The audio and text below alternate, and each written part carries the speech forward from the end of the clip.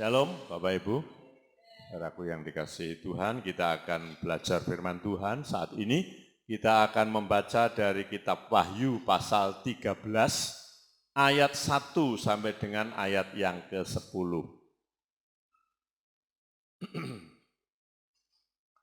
Monggo, gantosan kita waosaken ayat menika. Wahyu pasal 13 ayat 1 sampai dengan ayat yang ke-10.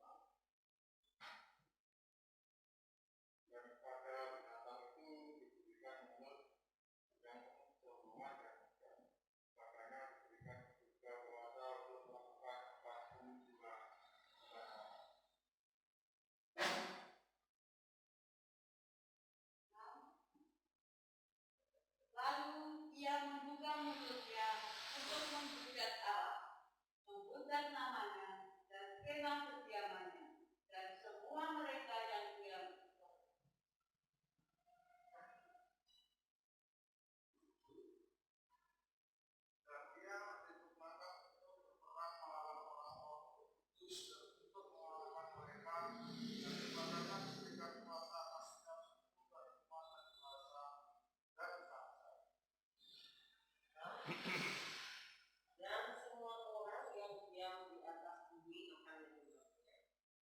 Yaitu setiap orang yang namanya tidak tertulis sejak dunia dijadikan dalam kitab kehidupan dari anak domba yang telah disebut.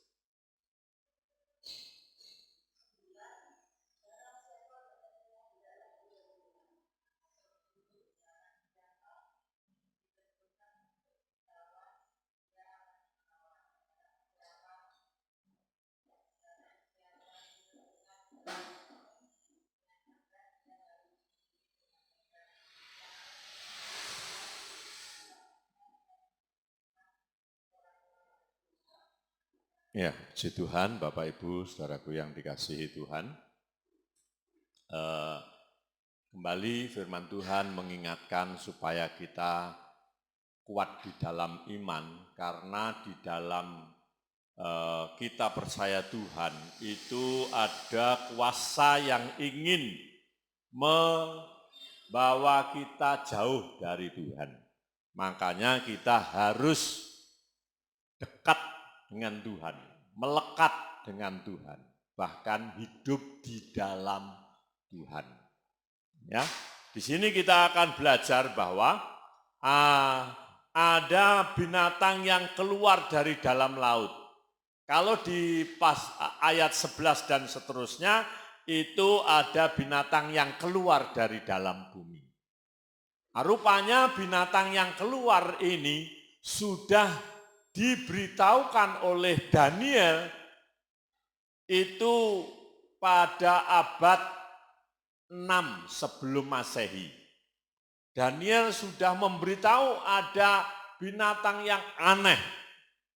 Tadi dikatakan binatang yang keluar dari dalam laut itu bertanduk 10, berkepala 7. Tanduknya 10, kepalanya 7.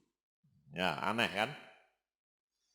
Di atas tanduk-tanduknya terdapat 10 mahkota. Ya. Dan pada kepalanya tertulis nama-nama hujat. Hujat itu mengolok-olok, menghujat mengolok. Hujat itu olokan, ya. Nah, di dalam kitab Daniel pasal yang ke-7 ayat yang ketiga. Di dalam kitab Daniel pasal 7 ayat yang ketiga dikatakan, dan 4 binatang besar naik dari dalam laut, yang satu berbeda dengan yang lain. Ini ada binatang yang keluar dari dalam laut. Ya, sudah 600 tahun sebelum Masehi. Jadi sebelum firman Allah yang ditulis dalam kitab Wahyu, itu Daniel sudah memberitahukan. Ya, dikatakan di dalam Wahyu pasal yang ke-13 ayat 1, lalu aku melihat seekor binatang keluar dari dalam laut, bertanduk 10 dan berkepala 7, di atas tanduk-tanduknya terdapat 10 mahkota, dan pada kepalanya tertulis nama hujat. Kita tidak berbicara tentang jumlah kepala dan tanduk. Ya, kita akan membahas tanduk dan kepala, itu berbicara tentang kuat dan kuasa. Dari binatang, jadi binatang itu diberikan kekuatan dan kuasa yang maksimal. Ya. Dan mahkota itu berbicara tentang raja, tentang penguasa.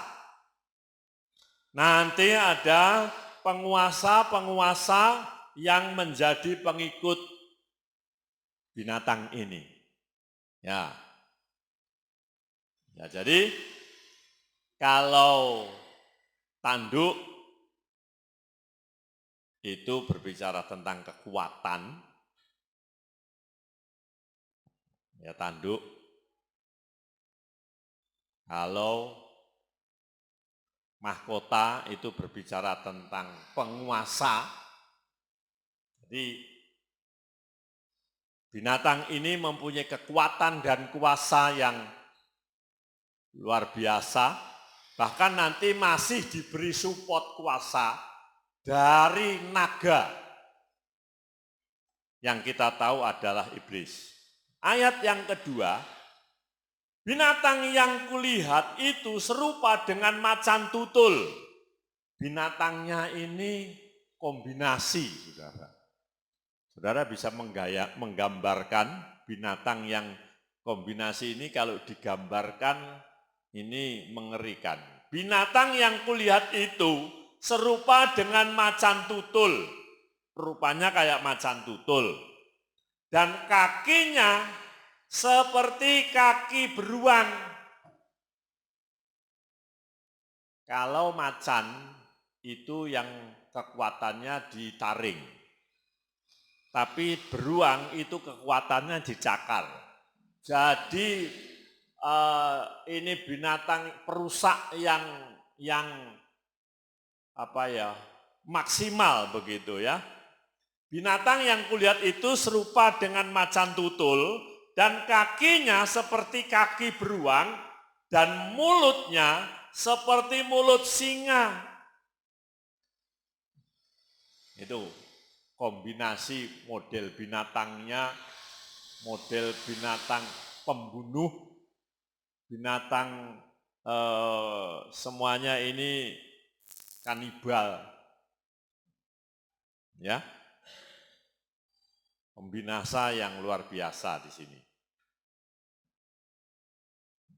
Rupanya, kakinya, mulutnya beda-beda.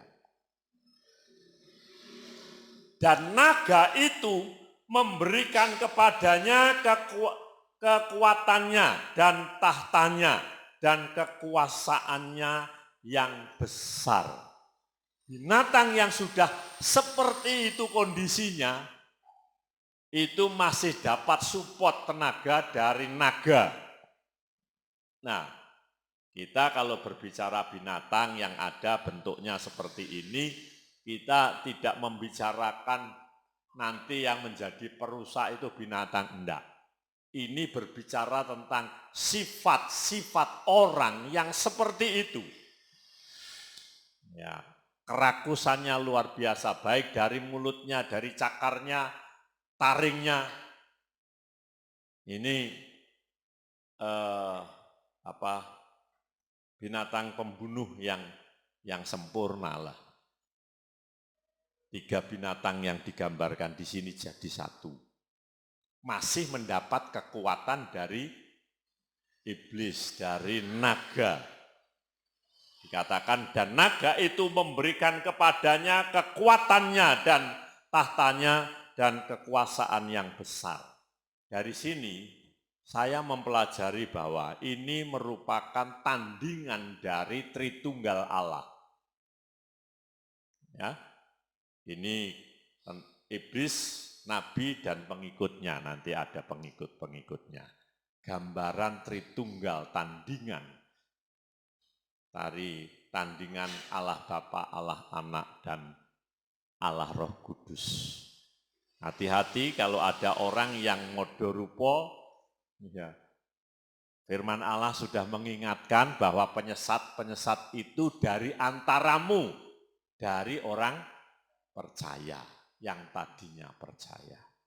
Kita lihat orang-orang yang sekarang, yang tadinya percaya, itu sekarang memusuhi orang percaya, kita sudah lihat, banyak saudara. Yang mengaku pernah jadi dosen sekolah teologi, menjadi rektor sekolah teologi di Papua, itu jelas Yahya Waloni. Dari antara kita, Irene Handono, misalnya, saya sebut karena itu sudah bukan rahasia lagi. Terus siapa lagi yang pernah sekolah misi di Garum, baru 2 semester saja katanya sudah selesai S3 di Roma. Kalau saya mendengar ceritanya itu luar biasa. Katanya setiap kuliah itu cuma 2 tahun selesai, 2 tahun selesai. Katanya dia, maaf saya agak pintar, sombongnya di situ. Kalau saudara membaca kesaksian-kesaksian itu sudah ditulis di Alkitab kok. Mereka diberi kesombongan. Ya. Kalau hujatan mereka sudah ditulis di sini. Jadi orang-orang ini menggenapi saja. Kita nggak usah heran, nggak usah sakit hati, kita bersyukur Alkitab itu benar. Ya, kita bersyukur. Ada orang yang kenapa sih mereka nggak dilaporin? Nggak usah, itu sudah ditulis di Alkitab kok. Ya, semua sudah ditulis di Alkitab. Ya, mereka merupakan Tritunggal tandingan yang sebenarnya adalah Allah Bapa, Allah Anak, dan Allah Roh Kudus. Di situ ada kuasa iblis, nabi palsu, dan pengikutnya, ada 3. Ayat yang ketiga, maka tampaklah kepadaku satu dari kepalanya seperti kena luka yang membahayakan hidupnya, tetapi luka yang membahayakan hidupnya itu sembuh. Ini seakan-akan ada mujizat, tapi ini mujizat palsu. Hati-hati kalau ada orang yang melakukan mujizat. Mujizatnya itu tidak diperuntukkan untuk kemuliaan Tuhan, tetapi untuk ketenaran pribadinya. Hati-hati saudara. Saudara jangan kagum dengan orang-orang yang melakukan mujizat-mujizat. Ya.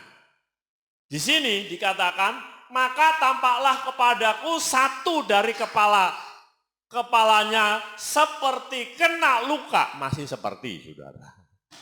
Koyoke. Seperti kena luka yang membahayakan hidupnya. Tetapi luka yang membahayakan hidupnya itu sembuh, nggak sampai mati. Mujizat yang dialami Yesus itu mati dan bangkit. Tapi ini baru luka terus sembuh. Coba kita melihat dari Matius pasal yang ke-7.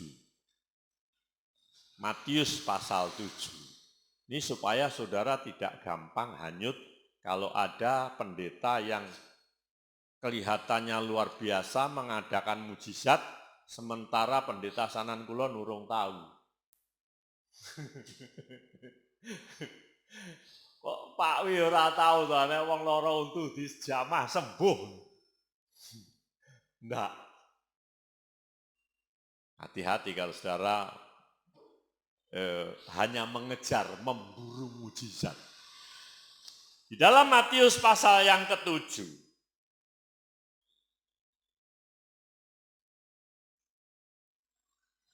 ayat yang ke-21 sampai 23. Bukan setiap orang yang berseru kepadaku, Tuhan, Tuhan.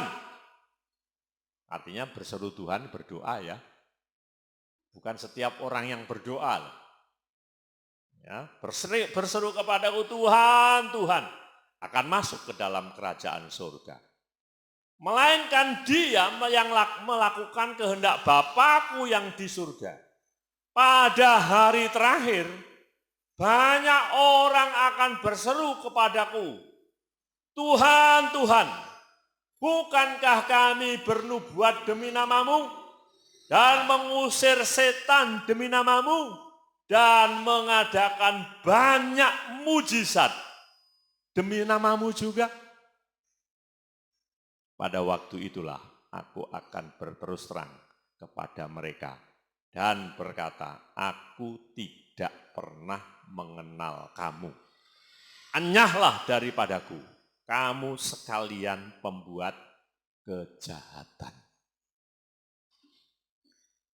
Hati-hati kalau ada orang yang melakukan mujizat, tetapi mengarahkan orang-orang itu supaya menghormati pelaku mujizat itu bukan untuk Tuhan.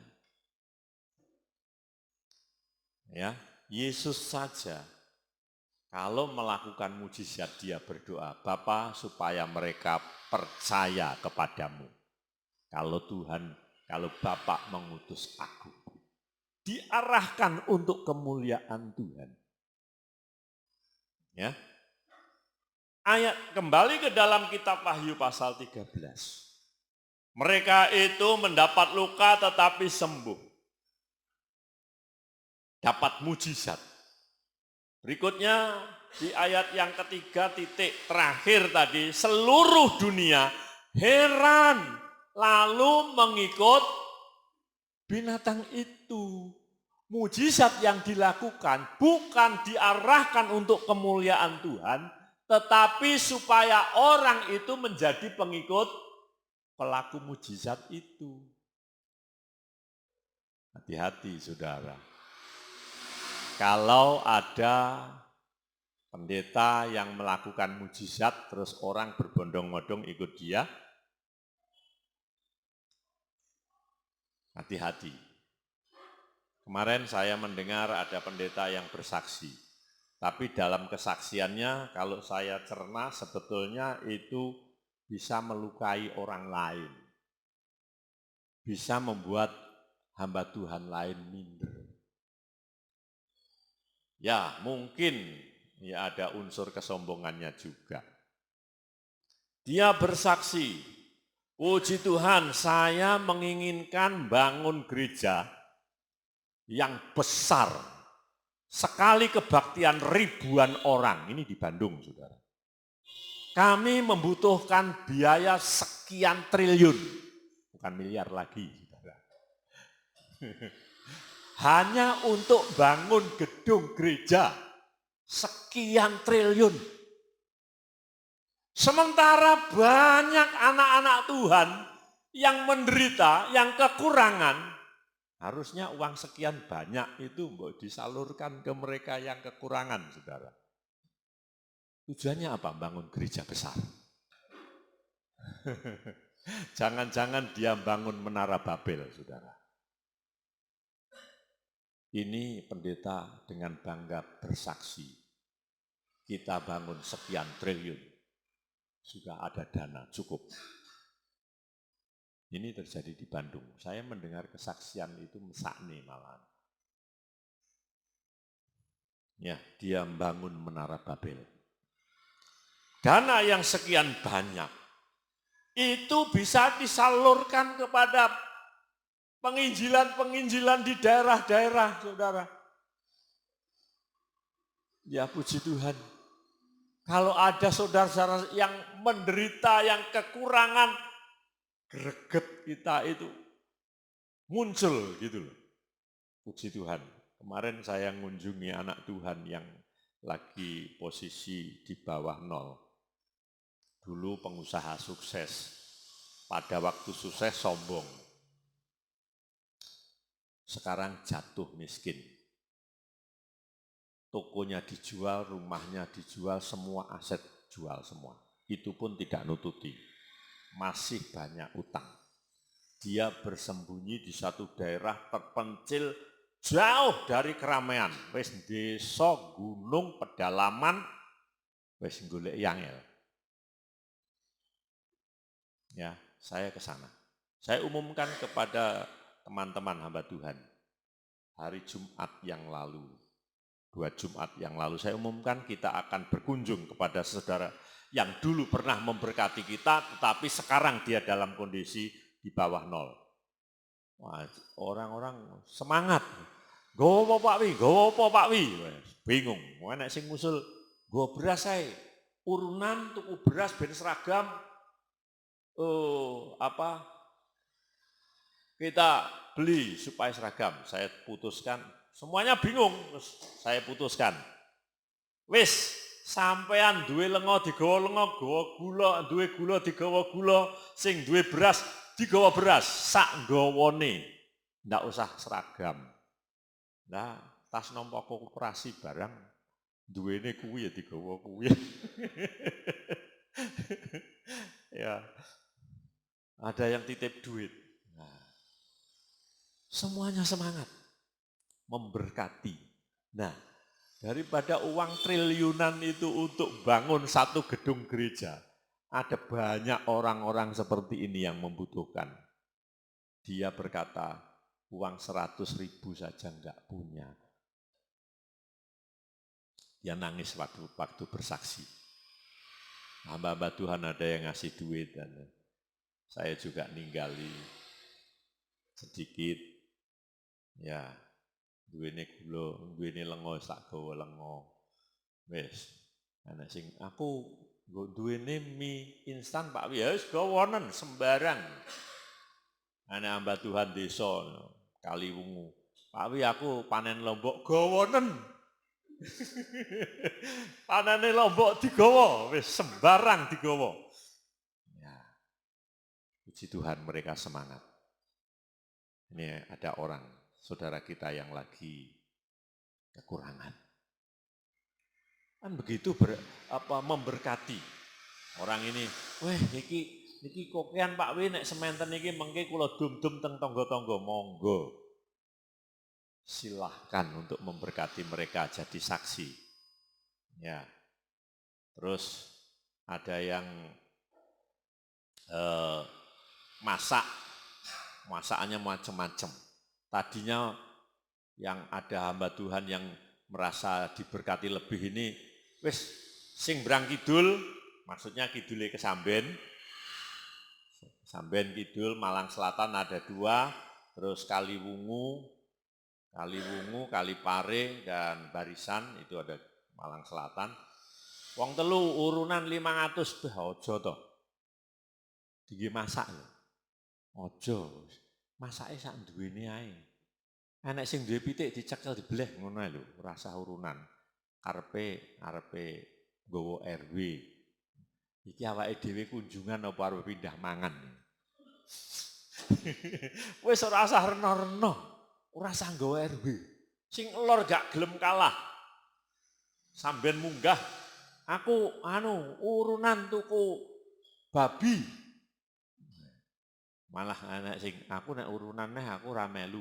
Nah, kan jadi sandungan malahan. Nah, ora duwe duit tok. Aku duwene pitik. Wis cekelen pitikmu dibeleh. Enek neh. Aku pas kebetulan kuwi panen lele Pak Wi. Ya wis digawa. Ya wis ora usah urunan meneh. Apa yang ada dibawa. Ini malah regeng malahan. Macam-macam masakane. Terus masakane sudah tak wanti-wanti.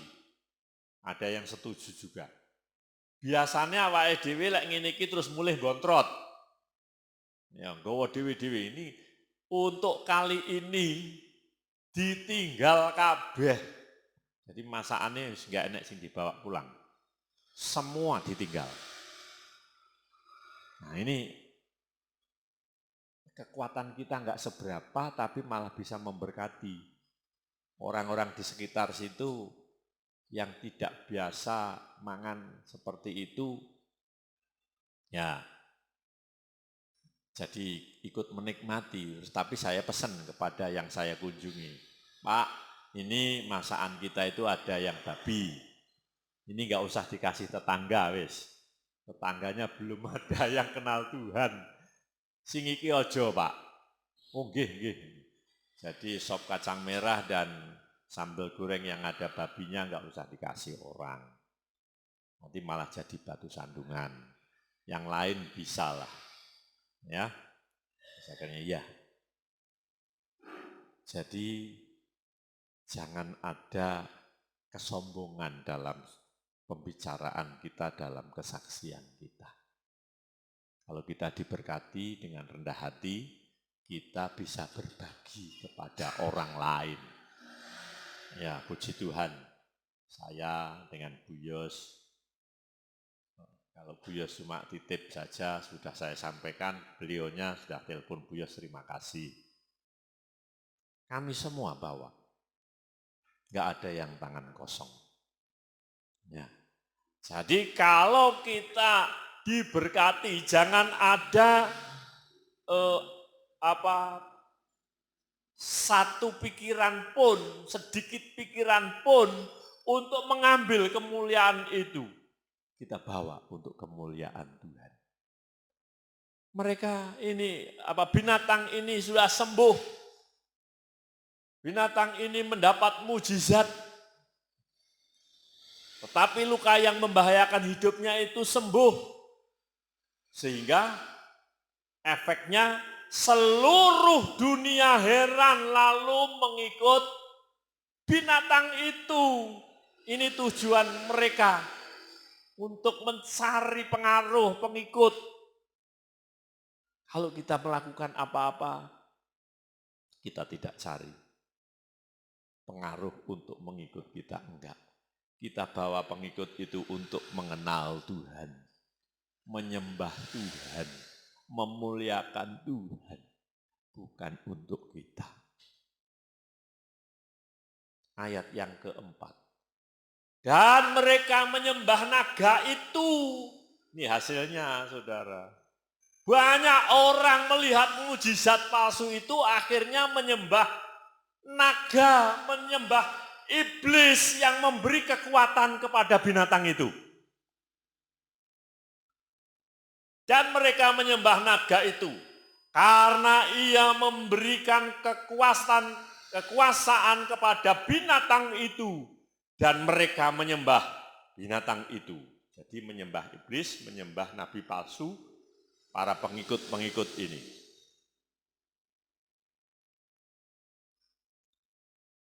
Sambil berkata, siapakah yang sama seperti binatang ini? Dan siapakah yang dapat berperang melawan dia?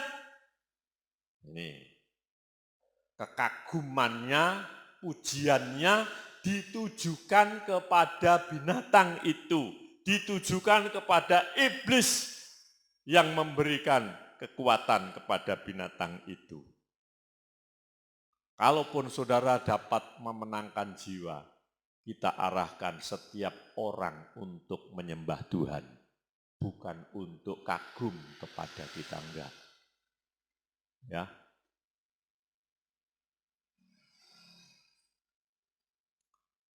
Ini cenderungnya kalau orang itu merasa diberkati banyak, itu ada kesombongan. Makanya bersyukur kalau saudara landai saja, koyoknya biasa, supaya saudara tidak merasa sombong. Kalau naik itu biasanya malah membahayakan. Kalau landai sedikit demi sedikit itu kita bisa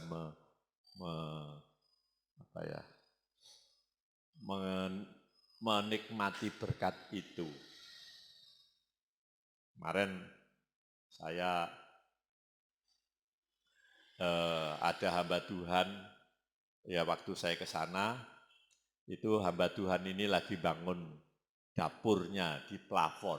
Plafonnya malah bersih begini. Pas saya ke sana itu dapurnya bagus. Tetapi ruang tamunya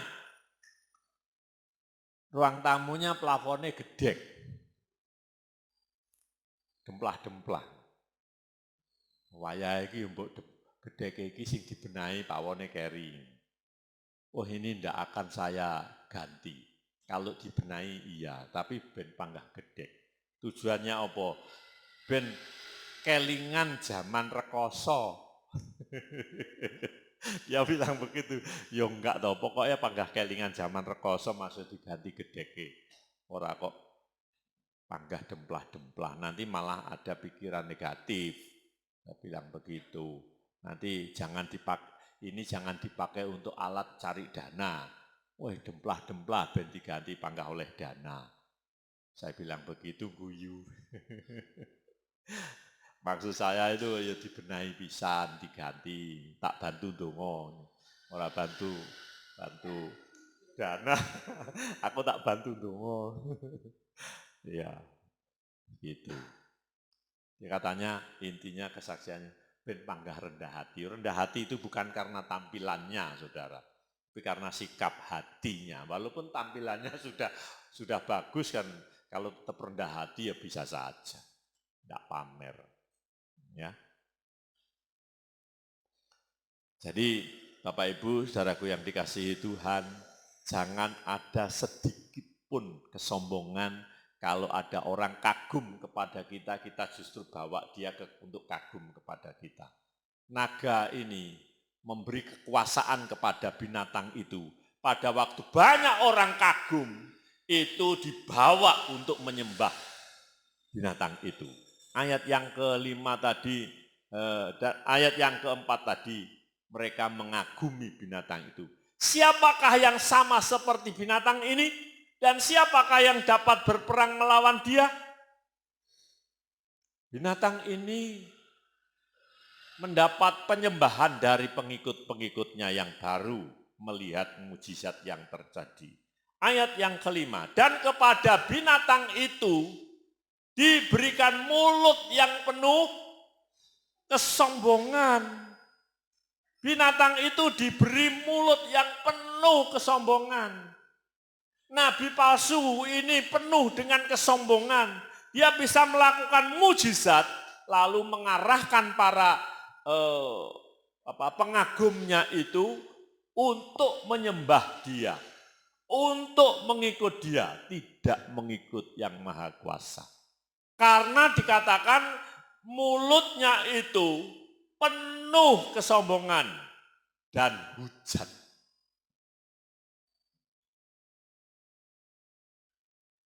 Kesombongan dan hujat. Nah,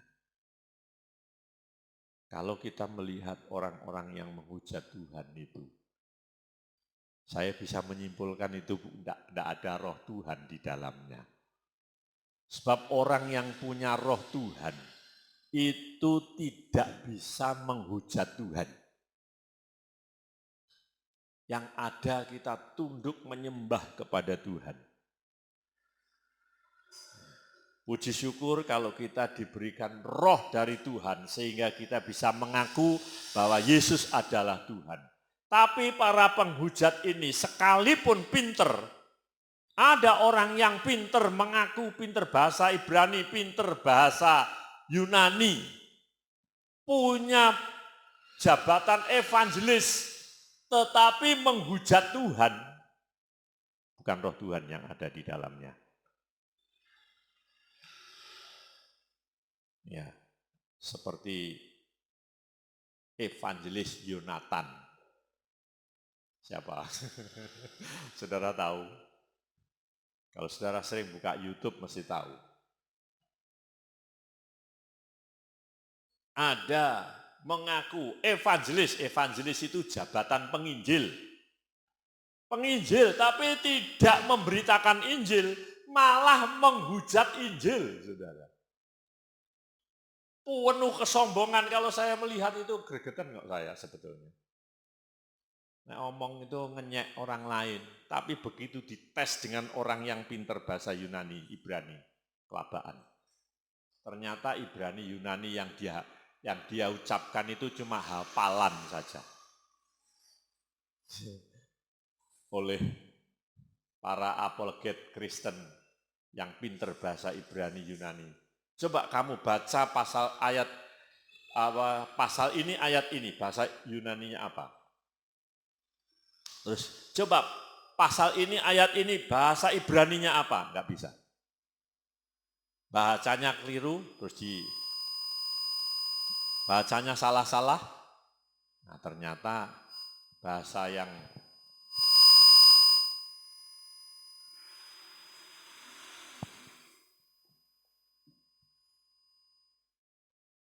yang sering diucapkan itu ternyata cuma hafalan. Ngakune evangelis Yonatan. Tidak saya lanjutkan. Di YouTube banyak itu. Penuh kesombongan. Dia menghujat.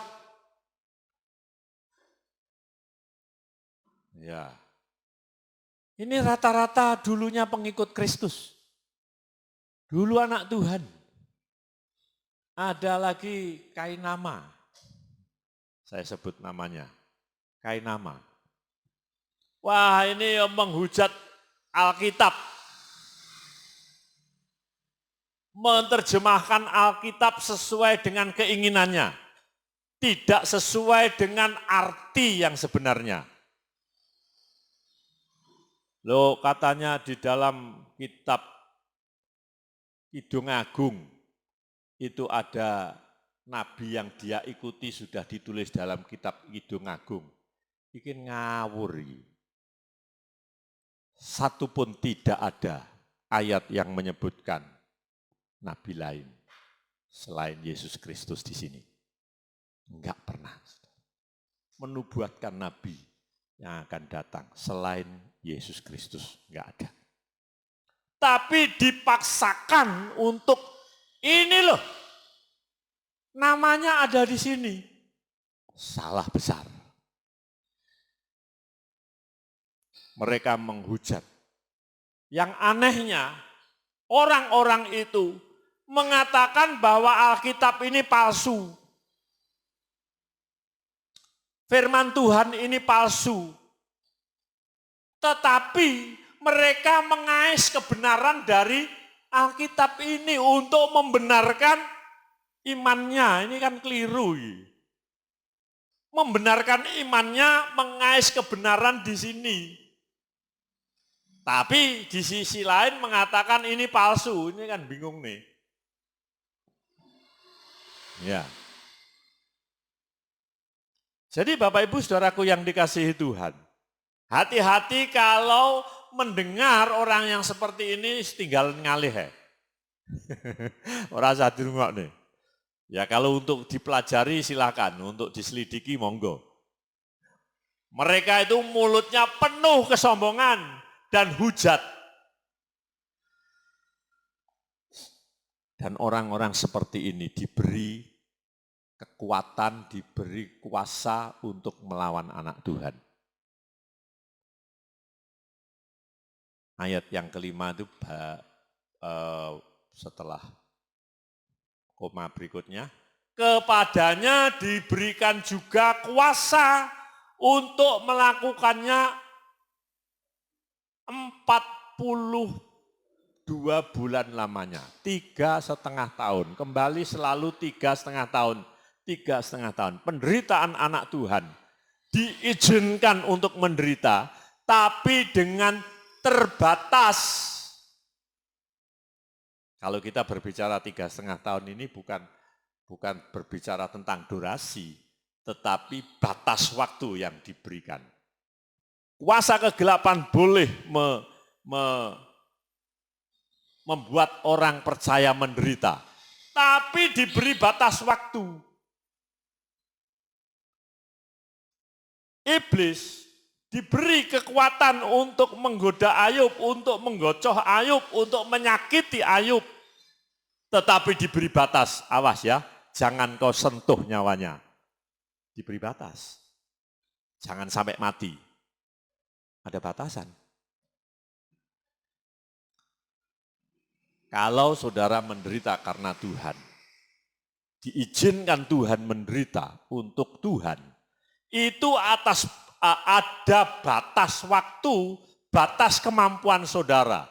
Firman Allah mengatakan bahwa pencobaan yang kamu alami merupakan pencobaan biasa. Dan pada saat kamu dicobai, kamu diberikan jalan keluar. Ada batas yang diberikan. Di dalam 1 Korintus pasal 10 ayat yang ke-13. Ada batasan, saudara.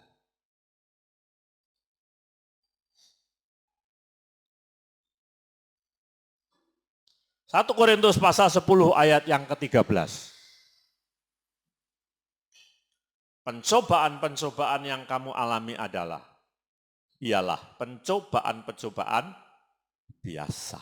Yang tidak melebihi kekuatan manusia. Kemampuanmu terbatas saat saudara sudah tidak mampu. Dikatakan apa? Pencobaan biasa yang tidak melebihi kekuatan manusia, sebab Allah setia dan karena itu Ia tidak akan membiarkan kamu dicobai melampaui kekuatanmu. Dan pada waktu kamu dicobai, Ia akan memberikan kepadamu jalan keluar, ada solusi, sehingga kamu dapat menanggungnya. Kita diizinkan mengalami penderitaan karena ada binatang yang diberi kuasa dari si naga. Diberi kuasa untuk memerangi orang percaya. Mereka diberi juga kuasa untuk melakukannya dan 42 bulan lamanya. Ayat yang ke-6, lalu ia membuka mulutnya untuk menghujat Allah, menghujat namanya, dan kemah kediamannya, dan semua mereka yang diam di surga. Menghujat orang-orang kudus.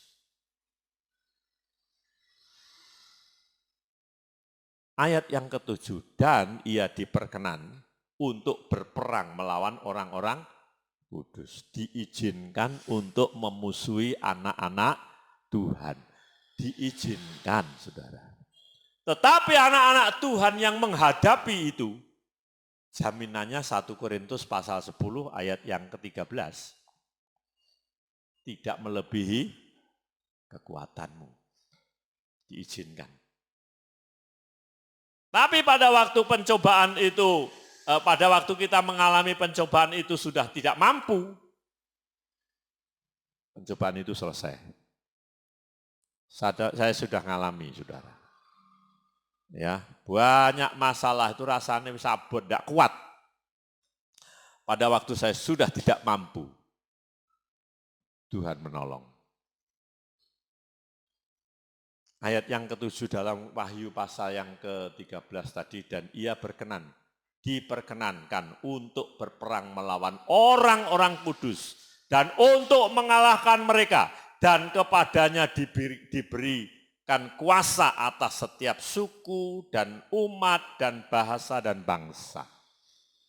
Diberi kuasa untuk menyusahkan manusia, memerangi anak-anak Tuhan, diizinkan. Ayat 8, dan semua orang yang diam di atas bumi akan menyembahnya, yaitu setiap orang yang namanya tidak tertulis sejak dunia dijadikan dalam kitab kehidupan dari anak domba yang telah disembelih. Mereka mengikut itu pilihannya ternyata sudah ada keputusan dari Tuhan. Ya. Bahwa mereka tidak terpilih dalam buku kehidupan. Bersyukur saudara namanya ada tercantum dalam buku kehidupan. Sekalipun menghadapi banyak ujian, banyak tantangan, tetapi tadi dikatakan Tuhan yang akan memberikan jalan keluar, memberikan solusi kepada kita. Ya. Mereka yang menjadi penyembah-penyembah binatang itu adalah orang-orang yang namanya tidak tertulis sejak dunia dijadikan di dalam kitab kehidupan. Memang enggak ada.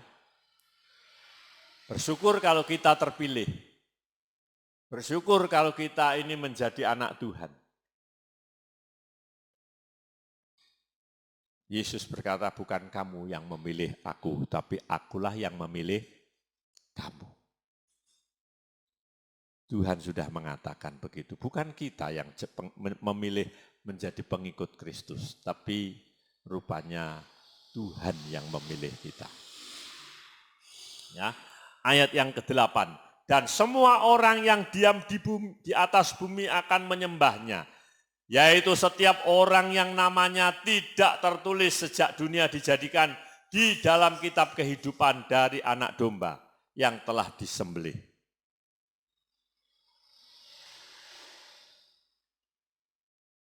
Di dalam Mazmur pasal yang ke-69 ayat 29, rupanya mereka yang sudah ditentukan untuk tidak percaya Tuhan bahkan menjadi pengikut itu sudah ditulis di dalam Mazmur pasal yang ke-69 ayat 29. Biarlah mereka dihapuskan dari kitab kehidupan. Janganlah mereka tercatat bersama-sama dengan orang-orang yang benar. Para pengikut binatang itu memang sudah tidak tercatat dalam kitab kehidupan. Mereka yang menjadi pengikut binatang, mengikut kuasa kegelapan, itu orang-orang yang sudah ditentukan untuk ikut iblis. Biarlah mereka dihapuskan dari kitab kehidupan. Mereka ini adalah kata ganti orang yang menjadi penyembah binatang tadi. Itu dihapus dari kitab kehidupan. Janganlah mereka tercatat bersama-sama dengan orang-orang yang benar. Disisihkan, saudara. Dibedakan.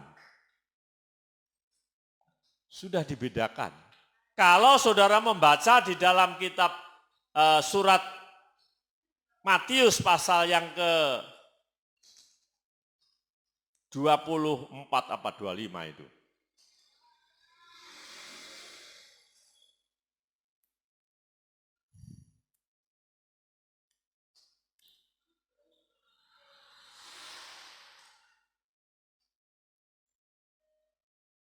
Pasal 25.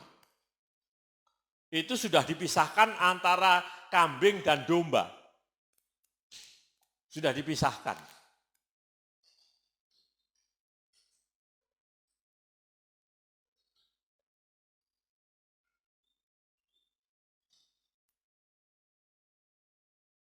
Ayat 31. sampai 33. Matius pasal yang ke-25 ayat 40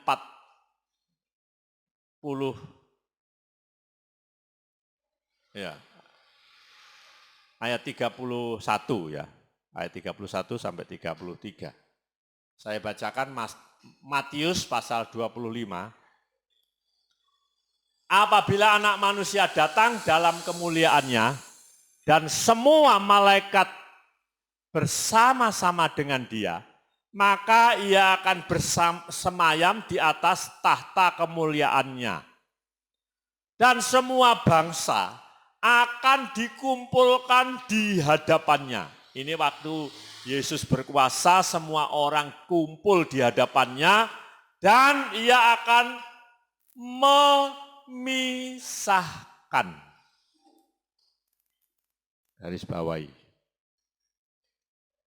Tuhan akan memisahkan mereka seorang daripada seorang.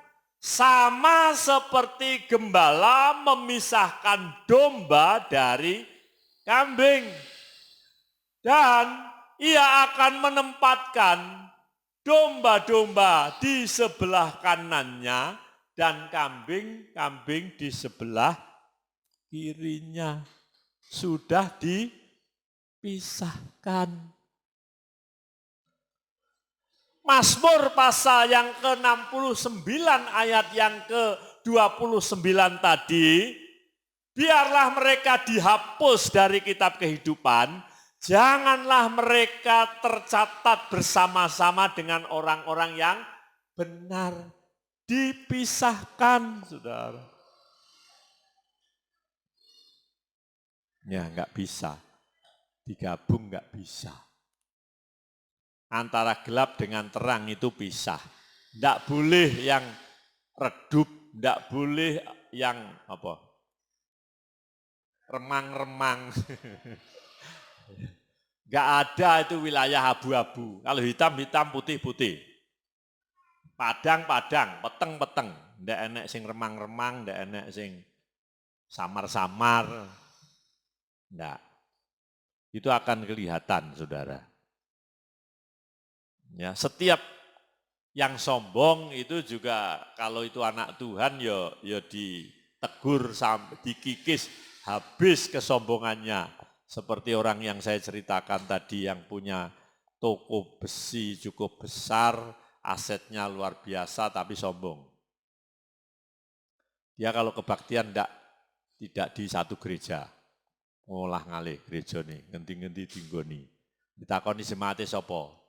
Ndak punya gereja, pokoknya aku orang Kristen. Sombong, dia tidak mau berada di bawah satu naungan. Pikirnya aku sugih kok, sugih sepiro. Sama Tuhan diambil semua. Enggak ada yang tersisa, enggak ada. Dia bersaksi setelah saya khotbahku sakjane ya ora sir ngeneki. Wong itu ndadak. Pak Wi, lha engko proyek kebaktian, iya kebaktian. Lah sing mimpin pujian sapa? Sing khotbah sapa? Terus saya menunjuk seseorang, sing mimpin pujian Bu Surono yang belum pernah. Wis manut. Lah sing khotbah, saya nunjuk, enggak ada yang enggak siap Pak Wi, enggak siap Pak Wi. Wis Pak Wi dhewe wae lho. Ya wis, aku. Saya yang khotbah. Enggak ada mempersiapkan. Begitu saya selesai khotbah, ya minta waktu Pak Wi, saya mau cerita. Saya dikikis Tuhan sampai di bawah nol karena kesombongan. Habis. Enggak ada yang tersisa. Jadi saudara jangan sombong kalau sedang berada di atas, kalau sedang berhasil, kalau sedang diberkati Tuhan. Kita kembalikan semua keberhasilan untuk hormat kemuliaan nama Tuhan. Enggak ada yang kita bisa banggakan di sini. Tapi orang-orang yang ini dipisahkan tadi, mereka sombong. Di dalam Mazmur pasal 69 ayat 29, enggak bisa digabung. Ya. Yang anak Tuhan walaupun sombong, dikikis habis Tuhan sadar. Tapi yang enggak, bukan anak Tuhan, bablas. Kesombongannya sampai mati tetap sombong, ya dibawa sampai mati. Kalau anak Tuhan enggak, dikikis habis dulu, entah edete, orang sing disombong nih, baru kenal Tuhan, baru mengaku Tuhan.